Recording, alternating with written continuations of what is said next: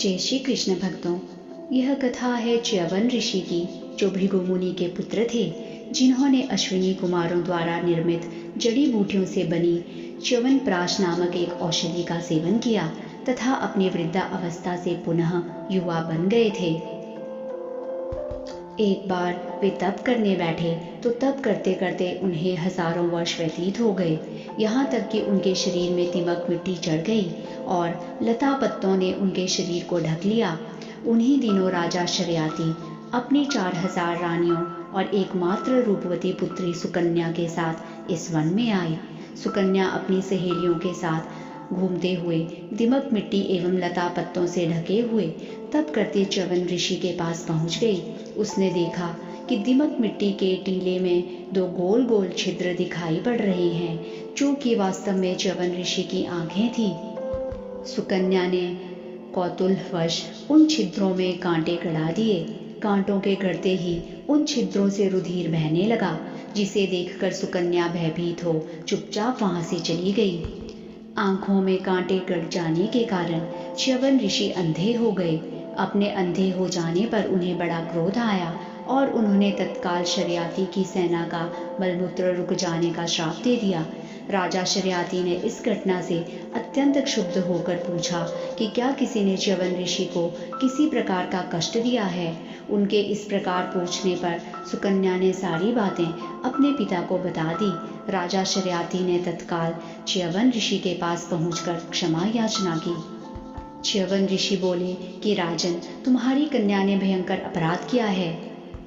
यदि तुम मेरे श्राप से मुक्त होना चाहते हो तो तुम्हें अपनी कन्या का विवाह मेरे साथ करना होगा। इस प्रकार सुकन्या का विवाह च्यवन ऋषि से हो गया।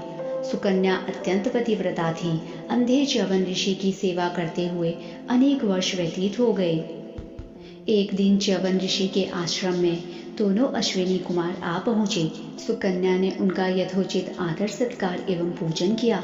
अश्विनी कुमार बोले, कल्याणी, हम देवताओं के वैद्य हैं। तुम्हारी सेवा से प्रसन्न होकर हम तुम्हारे पति की आंखों में पुनः दीप्ति प्रदान कर उन्हें यौवन भी प्रदान कर रहे हैं। तुम अपने पति को हमारे साथ सरोवर तक जाने के लिए कहो।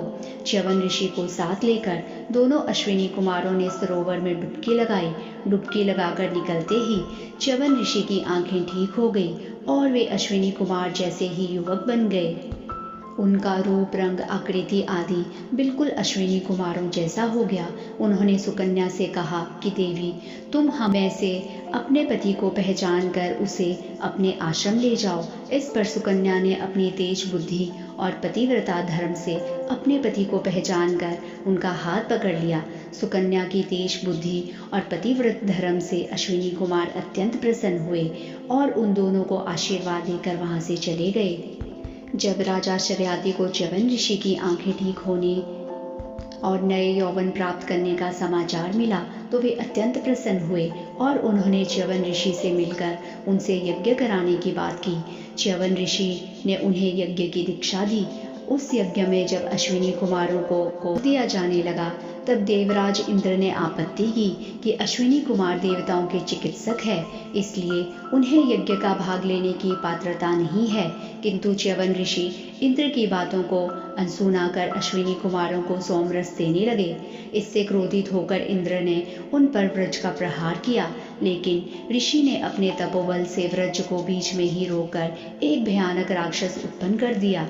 वह राक्षस इंद्र को निगलने के लिए दौड़ पड़ा। इंद्र ने भयभीत होकर अश्विनी कुमारों को यज्ञ का भाग देना स्वीकार कर लिया और च्यवन ऋषि ने उस राक्षस को भस्म करके इंद्र को उसके कष्ट से मुक्ति दिला दी।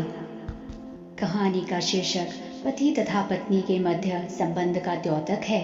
च्यवन मुनि जैसा महापुरुष सदैव श्रेष्ठ पद पर बना रहना चाहता है। अतएव च्यवन मुनि का स्वभाव क्रोधी था।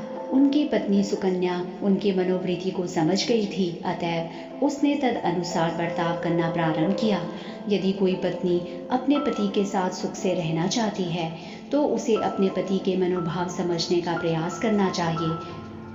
यहाँ तक कि श्री कृष्ण द्वारा अपनी विभिन्न रानियों के साथ किए जाने वाले बर्ताव में भी इसे देखा जा सकता है कि यद्यपि ये रानियां बड़े बड़े राजाओं की पुत्रियां थीं, किंतु उन्होंने भगवान श्री कृष्ण के समक्ष अपने आप को दासी के रूप में प्रस्तुत किया। यदि पत्नी भी पति के समान क्रोधी बन जाए तो उनका गृहस्थ जीवन अवश्य ही अस्त व्यस्त हो जाएगा या अंत में पूर्णतः ध्वस्त हो जाएगा। कुछ लोगों का कहना है कि पत्नी के लिए यह दास प्रवृत्ति है, किंतु वास्तव में ऐसा नहीं है। यह तो स्त्री की निपुणता है जिससे वह अपने कितने ही क्रोधी या नृशंस पति के हृदय पर विजय पा सकती है। यहाँ पर हम स्पष्ट देखते हैं कि यद्यपि च्यवन मुनि तरुण नहीं थे और सुकन्या के पितामह होने योग्य तथा अत्यधिक क्रोधी थे, जबकि सुकन्या एक राजा की सुंदर तरुण कन्या थी, तो भी उसने अपने बूढ़े पति को आत्मसमर्पण करके उसे सभी प्रकार से प्रसन्न करने का प्रयत्न किया। इस प्रकार वह आज्ञाकारिणी एवं साध्वी पत्नी थी। जय श्री कृष्ण भक्तों।